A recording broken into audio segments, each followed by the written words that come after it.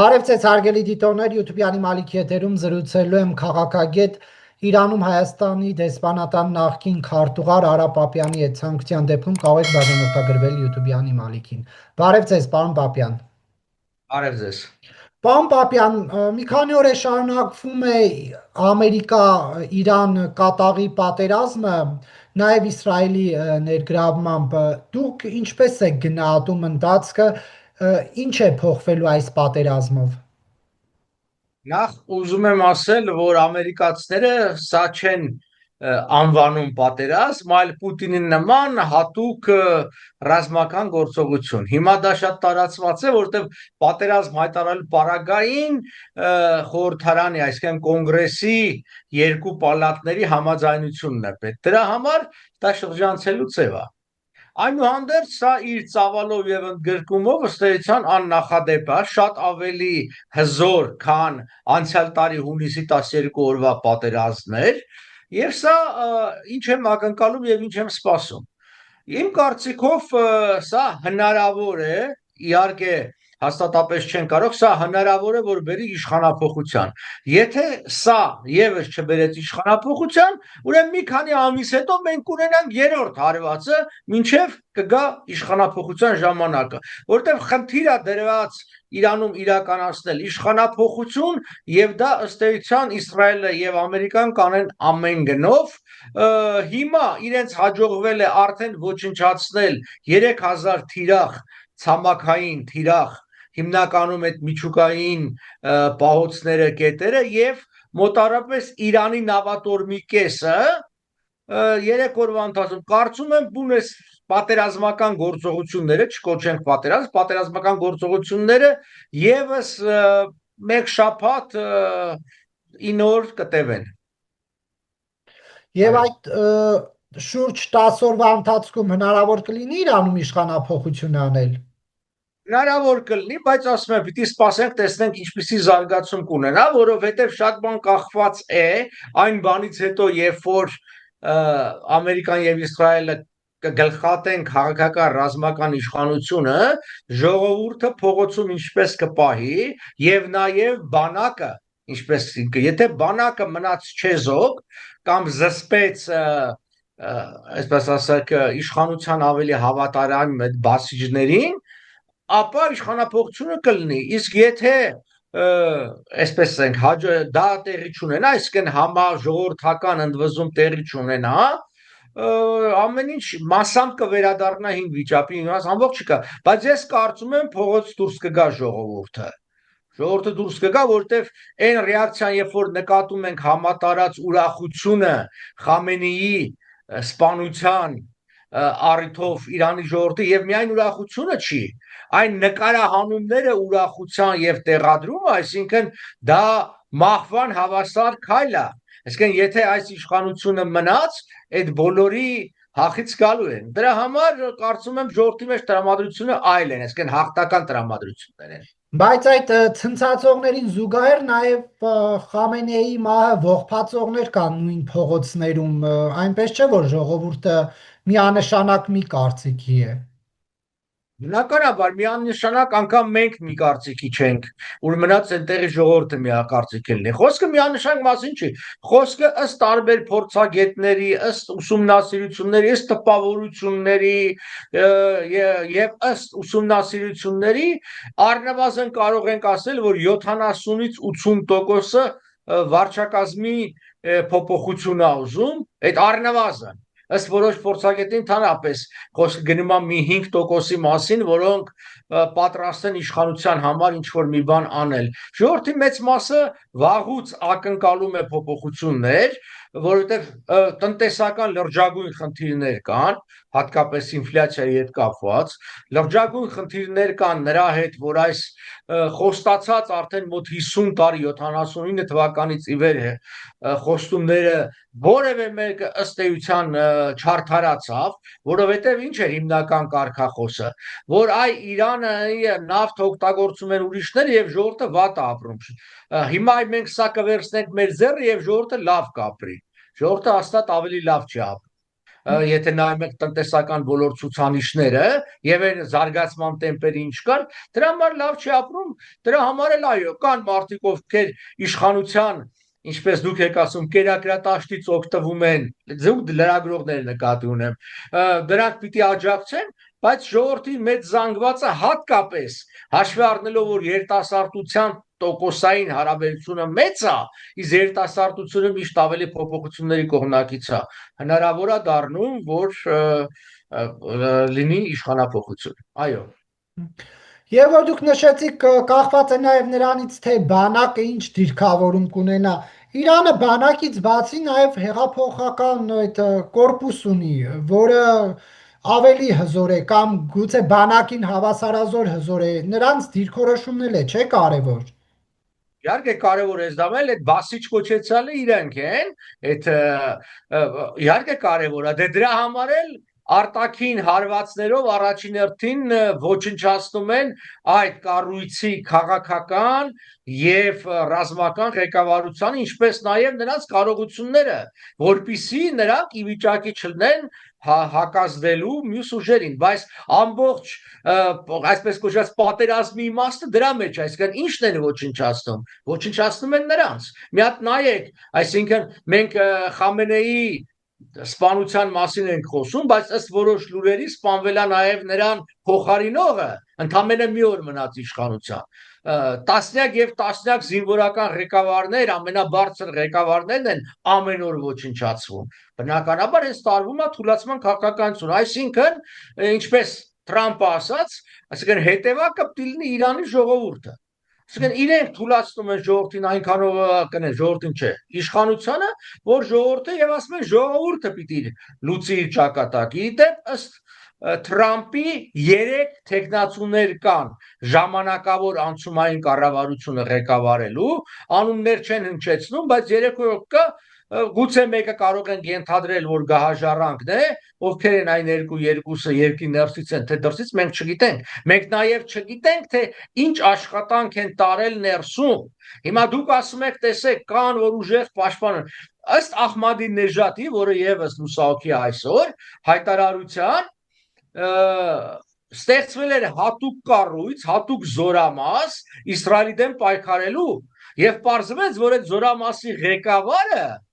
Մոսադի լրտես է, Մոսադի գործակալ է։ Եթե իրենք կարողանում են նման ներթափանցումներ անել, եւ մենք գիտենք, չէ, իրանք բավականին լուրջ իմանում են, թե որ ննջասենյակում ով է, հնարավոր է իրենք ունեն մարդիկ ներսից, որոնք կարող է իմ ասած այդ ներքին կոչենք այսպես հեղաշրջում կամ ներքին իշխանափոխությունը կազմակերպեն։ Մենք ինչպես դուք եք ինձ հարց տալի, բնականաբար նաև ամերիկացիք եւ իսրայելցիքներ են հարց տալիս իրանց։ Իսկ արդյոք ժողովուրդը առանց ուղղորդման, առանց ղեկավարման եւ կառավարման կարող է։ Դե ասում են ուրեմն պետք է երևի ինչ որ ներսին պիտի պատրաստություններ ունենան։ Այո։ Պարոն Պապյան, տեղեկությունը հավաստի է, որ Խամենեի փոխարինողն է մահացած։ Ես ասեցի կա նման բան, լուր, որը դեռ իրանական կողմը չի հաստատել, այսպես ասեմ։ Բայց ավելի զգոն, ավելի պաշտպանված չէին լինի Խամենեի սպանությունից հետո, դա հեշտ կլիներ նոր հոգևոր առաջնորդին էլ սպանել։ Գիտեք, Խամենեին եւս պաշտպանված էր, այսինքն պաշտպանվածը որն է, եթե իրենք կարողանում են իմանալ ճշգրտության, որ ղեկավարը որտեղ է, մնացածը ոնց որ ասած հրթիռային ճշգրտությունը խնդիր չի իրենց համար այսօրվա տեխնոլոգիաների պարագայում իսկ Խամենեին սպանվել է իր նստավայրում ավելին ասեմ այնտեղ մի քիչ անհեթեթ բաներ կա իսկ իմանալով որ ինքը առաջի թիրախներից մեկն է գուցե չէր հավատում որ բան հա ինքը իր ընտանիքին թորներին արսին եւ այլոց պահելա նույն տեղում եւ ինքն էլ չի տեղափոխվել չէ այլուր այսինքն այլ բունկերներ բան օրինակ տեսեք Պուտինը որ շատ ավելի քիչ վտանգի տակ է Պուտինը բունկերից բունկեր է տեղափոխվում Իսկ Խամենեին այնտեղ էր։ Այնպես որ ես կարծում եմ, հա, կարան զգուշ, օրինակ թաղմանը դուք չգիտեմ տեսակ բանը Խամենեի ոչ թե թաղում, այլ այսպես, չգիտեմ, հոգեհանգիստ կոչենք նրա հրաժեշտի արարողություն, ամբողջ ղեկավարությունը հավաքված էր մի մզկիթի մեջ, ու ես ճիշտ ասած զարմացած եմ, որ Իսրայելը կամ Միացյալ Նահանգները հարված չարձրեցին եւ այդ ամբողջ ղեկավարությանը չոչնչացրեցին, որովհետեւ ջուրը ընկածը թրջվելուց չի վախենում։ Այսինքն իրենք արդեն մտել են այդ բանի մեջ, դա արել են, այսինքն նանքայլն արել են, ուրեմն եթե արել են, մինչև վերջ պիտի շարունակեն։ Ես այստեղ ուզում եմ մի հարցի անդրադառնալ ներամերիկյան գործոններին, այս պատերազմը, որը շատ կարևոր է, որը դրդում է Թրամփին ավելի կոշտ լինել, քան նախորդ, ասենք, ժամանակահատվածում, հետո նախորդ ժամանակահատվածում ոնց որ ասած դեռ Թրամփը նոր էր եկել իշխանության, նախորդ հունիսին էր պատերազմը, իսկ ինքը իշխանության եկավ նախորդ հունվարին, եթե հիշում եք։ Հա, հարցը հետևյալն է, դիմացը խորհրդարանական ընտրություններ են Միացյալ Նահանգներում, այսինքն կոնգրես, սենատ եւ այլն։ Եվ ուժերի հարաբերակցությունը գրեթե հավասար է, 1-2 ձայնի տարբերություն ա։ Հետևաբար եւ իրանական համայնքը Միացյալ Նահանգներում, որը շատ ավելի մեծականակ ու կազմակերպվածական հայկականը, որի մասին մենք այդքան խոսում ենք, եւ հրեական համայնքը շատ կազմակերպված են, եւ եթե Թրամփը այս անգամ եւս ավարտին չհասցնի իր գործողությունները, դա դժգոհության ալիք է բարձրացնելու եւ նոյեմբերին քվե չեն տալու Թրամփին։ Եվ եթե հանկարծ հանրապետականները եղան փոքրամասնություն, լրջագույն խնդիրների առաջ կանգնելու անձամբ Թրամփը, դրա համար սա իրեն դրդում է ավելի, այսպես ասած, կոշտ քայլեր շարունակելու։ Այո։ Պարոն Պապյան, դուրս է եկել պատերազմի Իրանի տարածքից, Իրանն իր հերթին հարվածում է Իսրայելին, հարվածում է արաբական պետություններին, որտեղ ամերիկյան ռազմաբազաներ կան, կա լայնածավալ պատերազմ սկսելու վտանգ Մերձավոր Արևելքում, թե ոչ, սկսվելու։ Ես կարծում եմ հարվածները այդ երկրների ուղղությամբ նպատակ ունեն հենց Իրանի կողմից հրահրելու ավելի լայնածավալ պատերազմ։ Ինչու՞։ Որտեւ ինքը լավ գիտի Իրանը եւ Իրանի ղեկավարությունը, որ եթե արաբական երկրները հարձակվեն Իրանի վրա, այսինքն պատասխանեն այս հարվածներին, ապա հնարավորություն կա, որ Իրանի ժողովուրդը համախմբվի Իրանի ղեկավարության շուրջ, որտեղ պարսիկներն ու արաբները իրար հետ չեն սիրում, եւ արաբների հարձակումը Իրանի վրա ընկալելու է ժողովրդի կողմից արդեն հայրենական պատերազմ, որ իրանք իրանց երկիրը, իրենց դարավոր թշնամուց են պաշտպանում։ Սա արդեն անգամ Իսրայել չի, այսօր ժողովուրդը պատրաստ է Իսրայելի ճակերտավոր ասած աջակցությունը ընդունել վերնախավի ոչնչացման հարցում, բայց արաբներինը պատրաստ չի հաստատ։ Իսկ արաբների միջամտությունը շատ ավելի վնասակար արկել։ Հիմա տախում ունի, թե Թրամփին կհաջողվի արաբներին զսպել, որ չմտնեն պատերազմի մեջ։ Առ այսօր հաջողվել է։ Թեև արաբների դժգոհությանը իրենք ասում են, որ դու կենտրոնացնել ես ամբողջ հակաօդային պաշտպանությունը Իսրայելի շուրջ, մեզ չես պաշտպանում, մենք տուժում ենք եւ այլն, բայց ուշադրություն դարձրեք, Իրանը ոչ մի նավթային թիրախ չի վնասել։ Ոչ մի նավթային թիրախ, այսինքն կոնկրետ այդ երկրները չեն վնասվել։ Այո, որոշ շենքեր քանդվել են, որոշ հյուրանոցներ, օֆիսային տարածքներ եւ այլն, երկիրը փակվել է այս կողմ են կողմ, բայց հարվածները չի գնացել նրանց հարստության այդ նավթային ռեզերվուարների եւ հանքերի շուրջ, որտեղ Իրանը լավ է հասկանում, եթե ինքը դա արեց, քարտ բլանշ տալու Ամերիկային եւ Իսրայելին դա եւս անելու։ Իրենք եւս չեն ոչնչացնում նավթային ռեսուրսները։ Իրենք հասկանում են, որ պատերազմից հետո, անկախ պատերազմի ելքին, դա պետք է։ Իրենք ոչնչացնում են այլ հիմնականում ռազմական թիրախներ կամ քաղաքական ղեկավարությանը։ Այո։ Եվ Լիբանանի կառավարությունն է հայտարարություն տարածել, որ իր տարածքում Հեզբոլայի գործունեությունը կասեցրել է։ Սա կփոխի իրավիճակը, թե ոչ, այնուհանդերձ Իրանի դիրքերի թուլացում համարվելու է։ Եկեք մի փոքր պատմության խորքը գնանք 1-2 տարի, դա պատմություն էլ չի։ Մեր աչքի առաջ է տեղի ունեցել։ Նայեք, մինչև այս պատերազմն ու այս հարձակումը ինչ գործողություններ արեց Իսրայելը եւ Միացյալ Նահանգները։ Հո իրանք պարապ տեղը չարեցին, ի տարբերություն շատերի, որ մեր նման ասում են այսպես անենք։ Նախ թուլացրեցին Իրանի ազդեցությունը Իրանից դուրս, Մասնավորապես Հեզբոլլահին, մասնավորապես Համասին, նրանց ղեկավարությանը, նույն Գազայի հատվածի ոչնչացումը, ինչ էր, դա Համասի թուլացում էր, նրանց ռազմական, այսինքն իրենք մաքրեցին իրանց թիկունքը, եւ այսօր ինչ որ հարվածներ, որ Լիբանանի հարավից դնում են, դա անհամեմատ փոքրակ, քան եթե այնտեղ այդ գործողությունները չարեին։ Հետո չոզակացրեցին Ասադի ռեժիմը, որը եւս վտանգ էր Իսրայելի համար, այսինքն այդ մաքրեցին, պատրաստվեցին։ Արե ինչ արեցին, Մադուրոին գերեցին եւ վերցեցին։ Ինչու Մադուրոն, թվում է ինչ կապ ունի Իրանի հետ, ոնց Վենեսուելան աշխարհի թիվ 1 պաշարներն ունի նավթի, հետեւաբար այսօր նավթը վերահսկում է Միացյալ Նահանգները, այսինքն եթե նավթի գինը բարձրանում է, եթե Հորմուզը փակվում է եւ այլն, այդ դեպքում ոչ թե տուժում է Միացյալ Նահանգները շահում են, որտեւ իրանք են այսօր շուկայում նավթի հիմնական թիվ 1 վաճառականը, եւ Իրանին դրել են անելանելի վիճակի մեջ, ընդամենը 3 հեղուկանավ է վնասվել, այս 3 օրը փոքր թիվ է։ Այսինքն Իրանը լավ է հասկանում, որ եթե ինքը փակի Հորմուզի նեղուց ինչպես սպառնում էր, դուժելու առաջին հերթին իր դաշնակից Չինաստանը, որտեղ Չինաստանն է թիվ 1 գնորդ իրանական եւ ծոցից եկող նավթի, հետո Հնդկաստանը, Հարավային Կորեան եւ Ճապոնիան։ Ով է շահելու է Միացյալ Նահանգները։ Միացյալ Նահանգներն է Վենեսուելի նավթը ծախում եւ այլոց նավթը ծախում։ Դրա համար, այսինքն այս ամբողջը պատրաստվել են արել այն տարիների ոնց որ ասած բանով գնացել եկել հասել են կես վիճակի։ Այո։ Եվ վերադառնալով կրկին տարածաշրջան, հա, Հայաստանի համար ինչ խնդիրներ կառաջանան։ Ոչ մի, ինչ խնդիր պիտի առաջանա։ Այն որ ասում են հազարներով կհեղեղեն Հայաստան կգան գաղթականներ, ոչ մեկ էլ չի գա Հայաստան, ինչի պիտի գան։ Բա որ փախնեն։ 1,648,000 քառակուսի կիլոմետր տարածք է։ Երկիրը հազարավոր բնակավայրեր ունի, որտեղ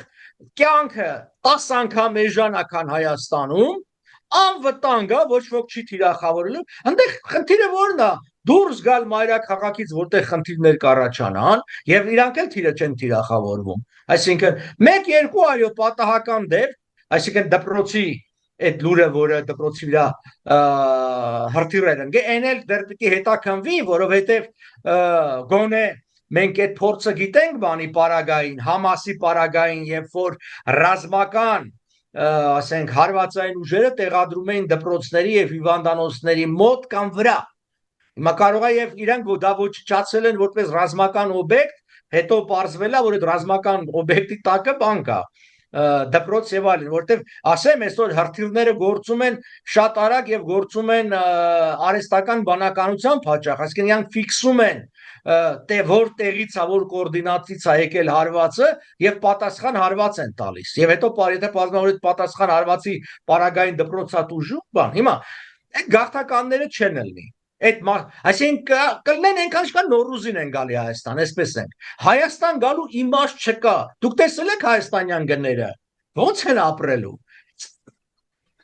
Ինձ համար հարյուրավոր եւ հազարավոր բնակավայրեր կա կապրեն։ Սնունդն էլ ավելի էժան է, ամեն ինչն էլ բան։ Մյուսը վտանգ կա Իրանի տրողման, չկա նման վտանգ։ Նման վտանգ չկա, դա ադրբեջանական պրոպագանդա է, դա ուռճացման է, նման վտանգ չկա, Իրանը չի տրողվի։ Ստեվավար այս պատերազմը այս ասա կլինի, որ դե բնական է, հիմա մենք ունենք մեր քաղաքացիներ, բեռներ ունենք, որը ասենք Միացյալ Էմիրություններում է, որ պիտի կամ գային Իրանի տարածքով ցամաքային կամ օդային պիտի գային Հայաստան, հիմա մի շաբաթ 10 օր կամ ժամանակ չի լինի, թռիչքները դադարեցված են, բեռնափոխադրումները դադարեցված են, այդտեղ ուժել կլինի, բայց էսի ոչ առաջի, ոչ վերջի համար է, այդպես է, ծով չունեցող երկրի ճակատագիրն է, ուրիշի կմահաճույքներին կամ իրավիճակին հետևելուն է դատապարտած բանը, բայց եթե Իրան Միացյալ Նահանգներ հարաբերությունները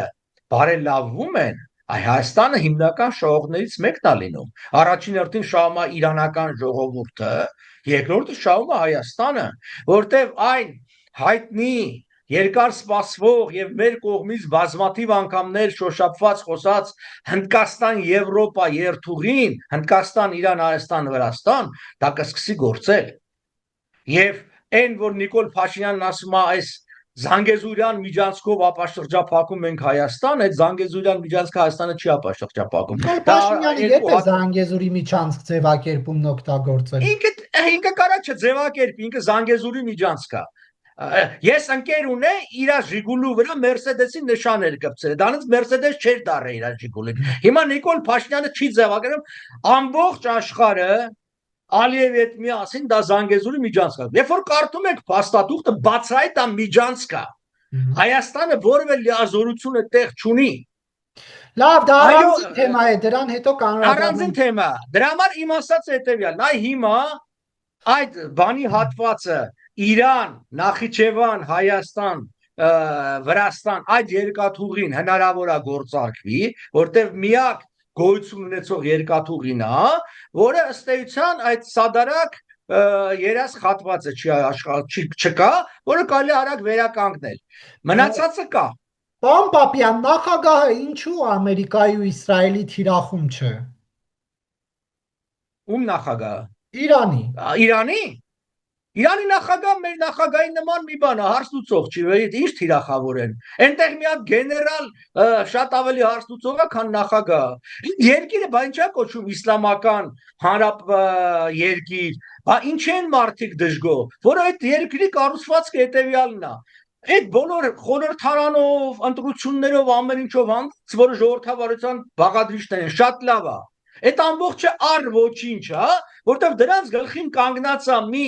կրոնական մարմին, որը բոլորից վերև է, եւ առանց այդ, այսպես ասած, այնտեղ, չգիտեմ, բանիմացների խորհուրդ թարգմանեք, խորագետների խորհուրդ, այդ կրոնական խմբի, ասենք, այաթոլլաների համաձայնությամբ, ձեր ասած նախագահը անգամ տեխնացու չէր կարող առաջադրվել։ Իրենք են հաստատում տեխնացուներին, իրենք են հաստատում ամեն ինչ։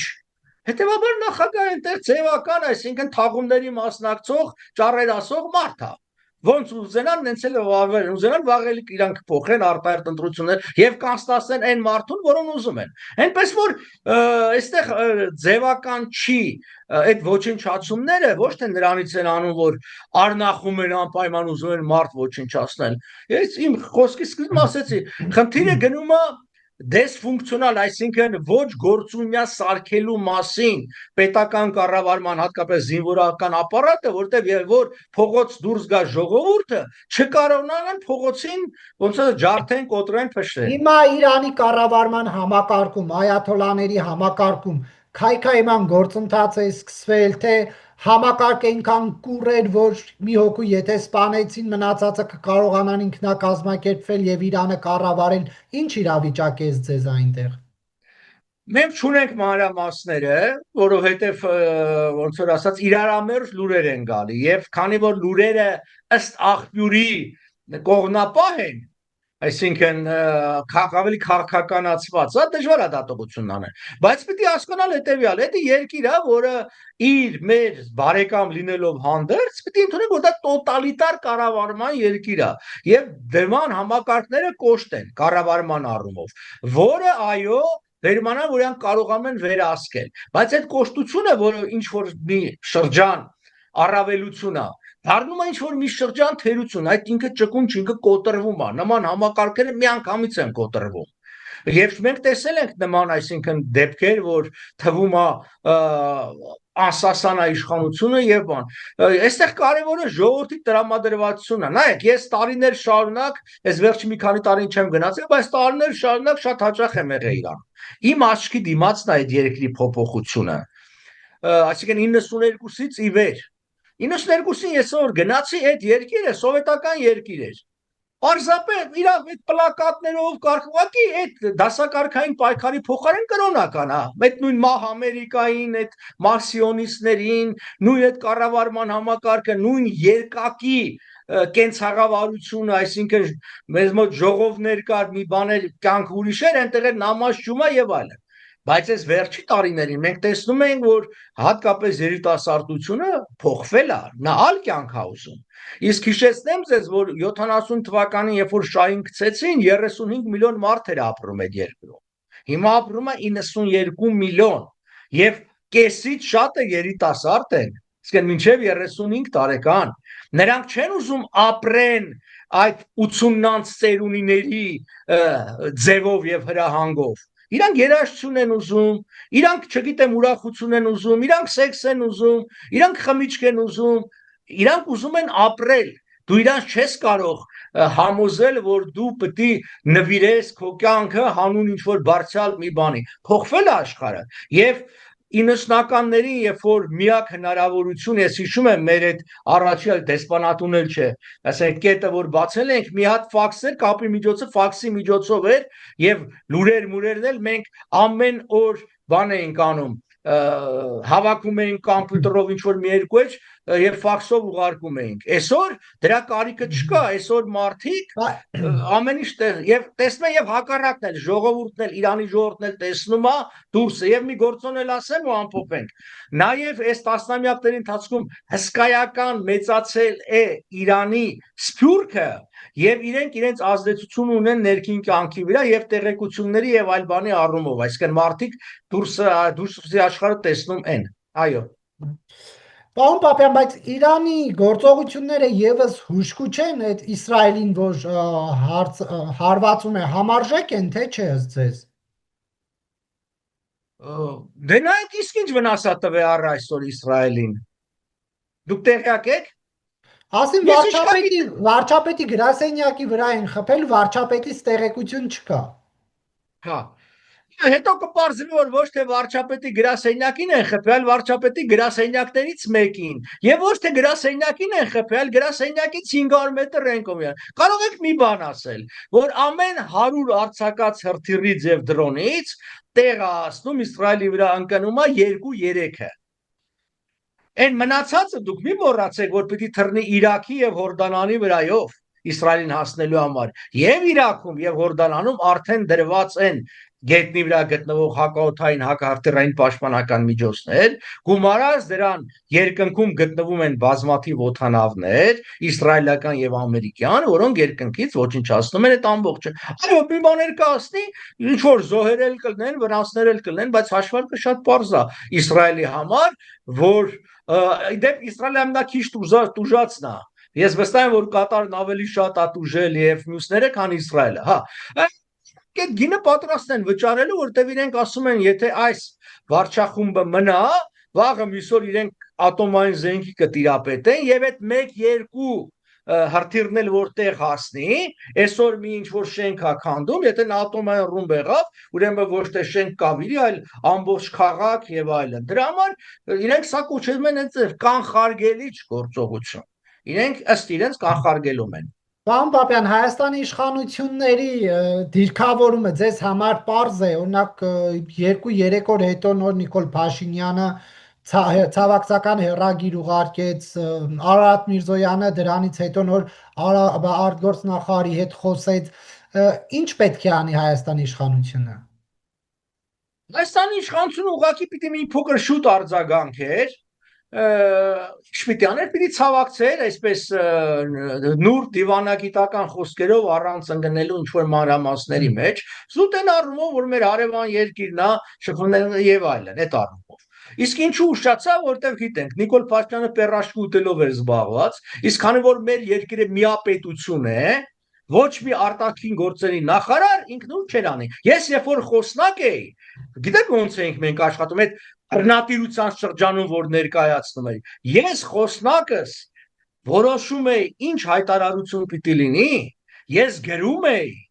հետո դրանից հետո նոր միայն տալիս էի նախարարին, նա ծանոթանում էր ինչ որ բաներ փոխում կամ ասում էր թող գնա, իսկ եթե ինչ որ հարց էր պետք նախագահի հետ խորհրդակցել, ասում էր մի րոպե, մի հատ այս հարցը ճշտեմ, անում էր, այդ ձև էինք աշխատում։ Եվ այդ էր ժողովրդավարություն, այդ դեպքում արտգործնախարարը Յանից հարց էր ներկայացնում։ Հիմա դուք ասում Արարատ Միրզոյանը առանց Նիկոլ Փաշինյանի հետ համաձայնեցնելու կարա մի տող հրապարակի, արտգործնախարարության խոսնակը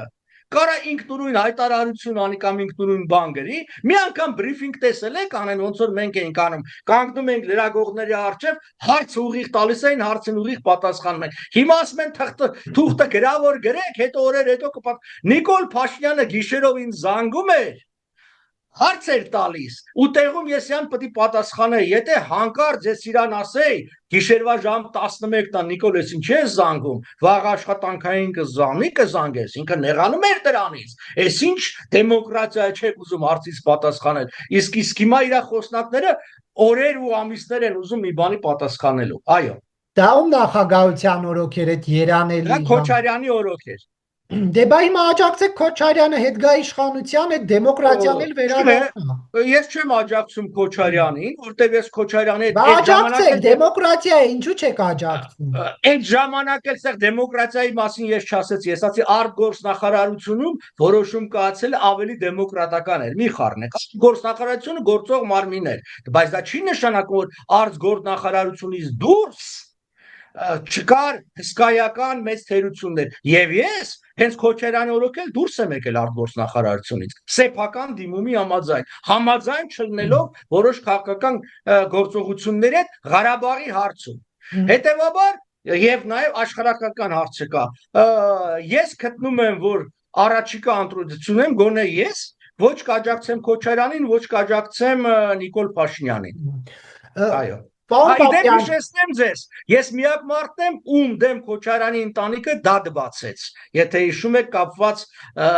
բջջային հեռախոսների հետ եւ այլն, այսինքն մենք դատվել ենք իրար հետ արդեն, բայց մեր ժողովուրդը, որ այսպես մեծ խոսում անընդհատ, ոչ ոք չեկավ վկայություն տա, թեև տասնյակներ եկան իմ մոտ, պատմեցին իրանց դարտը լացեցին, բայց ոչ ոք չուզեցավ ասել դե գործ չունենք, գնաց մի կողմ, ու ես պարտվեցի դատը, չկարողացա ապացուցել, որ Քոչարյանի ժամանակ այդ ոլորտը վերահսկվել է Քոչարյանի ընտանիքների կողմից։ Ես պարտվեցի, ես իրենց պահանջած գումարի 1/10-ը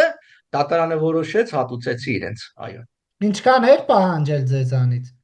1 միլիոն էր պահանջել, ես 100,000 դատարանը որոշեց։ Եվ պարոն Պապյան, արդյոք այստեղ հայ-ամերիկյան այս ծրագրերը կաշկանդել են Նիկոլ Փաշինյանին ավելի արագ արձագանքի, ավելի բովանդակային արձագանքի։ Կարծում սա ավելի շատ պետական ապարատի, ինչպես ասեցի, միահեծան լինելու մեջ է, վատ կողնորոշվելու այդ շաբաթ կիրակին գավ եւ քանի որ Նիկոլ Փաշինյանը ինչպես հիմա է ինքը ձևակերպում, զբաղված է կուսակցական քարոզչությամբ, այդ ձև էր ձևակերպում, որ լոռի ու տավուշ էր գնացել, դեռ չեմ ասել, ներկուսակցական քարոզչությունը ինչի է պետական ավտոմեքենայով եւ պետական, այսպես ասած, թիկնազորով գնում եւ այդ միջոցները։ Չի, ես կարծում եմ, որտեվ ես ամերիկացիներից շատ եմ, այն ժամանակ էլ եմ շփվել, հիմա էլ։ Երբ որ ես ղեկավարում եմ Իրանի բաժին Իրանի ուղղությունը, իրենք պարզասում են, մենք ձեզ երբևէ խոչընդոտ առաջացրել ենք Իրանի հետ հարաբերություններ, ասում եմ, չէ։ Մենք ձեր չէ, գիտեք ինչու, շատ պարզ, որտեղ Իրանի հետ հարաբերությունները ամերիկացիները դիտարկում էին հնարավորություն հակակշռելու ռուսական ազդեցությունը։ Ասում են ձեր երկրի կախված Ռուսաստանից շատ է, գոնե հիմա ոնց որ ասած մի քիչ Իրանի կախվածություն։ Այն ծավալները, որ մենք ունենք եւ ունենք առևտրային, տնտեսական, անգամ քաղաքական Իրանի հետ, դա մեզ համար է կարեւոր, բայց Իրանի համար թվերը չեն։ Հիմա եթե մենք խորացնենք քաղաքական Իրանի հետ 3+3 կամ ասում էին Ռուսաստան, Հայաստան, Իրան դաշինք պետք է լինի։ Հիմա այս պատերազմով Հայաստանը եւս վնասներ չէր կրի։ Այո, կկրեր, դրա համար էլ մեր քաղաքական հիմնադրույթը ազգային ժողովրդական բևեռի չի եղել շատերի նման, որ ասում են Ռուսաստան, Իրան, մենք միակ կուսակցությունն ենք եղել, որ եւ 18 թվականի ընտրությունների եւ 21 գնացել ենք Միացյալ Նահանգների հետ ռազմաքաղաքական դաշինքի հաստատման այն է ՆԱՏՕ-ի ոչ անդամ հիմնական դաշնակ կարգավիճակ ստանալու։ Հիմա բոլորն են դարի արևմտամետ մեզ հալածում էին, հիմա մեզ ուզում են ռուսամետ ներկայացնել, իրանք առաջ են եկել, եւ դա մենք գիտեինք։ Մեզ ամերիկացիներ էին ասում են, գիտեք, չէ՞, հենց որ վիճակը փոխվեց, այն բոլոր պրոռուսական ուժերը վազելու են գանես դաշտը եւ ձեզ հրմշտելու են, ձեզ անցել առաջ են գնելու։ Այդ ձև էլ լինում է։ Բայց կարևորը ուղղությունը փոխվի, կարևորը սա կիսատ պրաչարվի այլ լուրջ դրվի ինստիտուցիոնալ հիմքի վրա, որ ես չեմ տեսնում։ Այսօր դեռ ինստիտուցիոնալ չի հիմքը։ Այսօր այս ամբողջ թիմքում Թրամփն է հիմքում։ Թե Թրամփի փոխվելուց հետո, Թրամփի մայից հետո ինչ կլինի արդեն մեծ հարցական է։ Եթե սա բազան թղթային չստեղծվի, այո։ Եվ վերջում հիմա որ եւ Վլադիմիր Պուտինի հրարած պատերազմով են երեխաներ զոհվում եւ Թրամփի, արդյոք նրանք նույն հարթության վրա չեն հայտնվում։ Դեմոկրատական Ամերիկայի նախագահը եւ բռնատիրական Ռուսաստանի նախագահը։ Ոչ, նույն հարցան վրա չեն, որովհետև մենք ունենք բազմաթիվ դեպքեր, որ ռուսական զորքերը թիրախավորել են հատուկ եւ բազմաթիվ անգամներ մանկատներ, թատրոններ եւ այլ չեմ ասում հազարավոր երեխաների ոնց որ ասած բռնագրավումը, այսպես կոչենք, որը ցեղասպանություն ըստ կոնվենցիայի։ Այս պարագային մենք հստակ տեսնում ենք, որ որևէ միտում չկա թիրախավորելու քաղաքացիական օբյեկտները եւ առ այսօր մենք մի դեպք ունենք, կրկնում եմ, այդ դպրոցի դեպքն է, որը դեռ լպի բացահայտվի։ Եթե պարզվեց, որ դպրոցի մոտ եղել է տեղակայված որևէ կրակակետ կամ այլ նման կառույց, ուրեմն մեղավորություն ամբողջովին գնում է Իրանին, որտեղ միջազգային իրավունքը արգելում է կրակակետերի տեղադրումը որոշակի կառույցների, այդ թվում նաև դպրոցի մոտ։ Դա համար տարբերությունը մեծ է։ Դուք վերցնում եք միայն որ երեխաներ են սպանվում, հետո տեսեք Իրանում քանի երեխա է սպանվել։ Մենք գիտենք 2 հոգու մասին։ 160, ինչ 2 հոգի։ Երկու հոգի թորները կիսատ մնաց, 2 հոգի մասին թորները, որոնք մենք գիտենք ամերիկյան հրթիռն է խփե եւ 160, որի մասին չգիտենք, 160, 200։ Դուք սա չեք կարող համատեք, կրկնում եմ, թիրախավորված հազարավոր եւ այստեղ միտումն է կարևորը։ Արդյոք դու ուզում ես թիրախավորել, թե այն ինչ որ միջազգային տերմինով կոչվում է collateral damage, այսինքն ածանցյալ զոհերն են, որոնք ցավոք սրտի պատերազմի մեջ լինում են։ Այսինքն,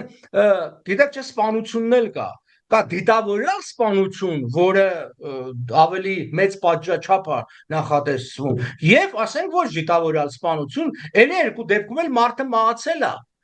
Բայց տեսեք, մի դեպքում կարան 3 անգամ ավելի մեծ պատժաչափ տան դիտավոր սպանության ժամանակ, քան պատահական սպանության։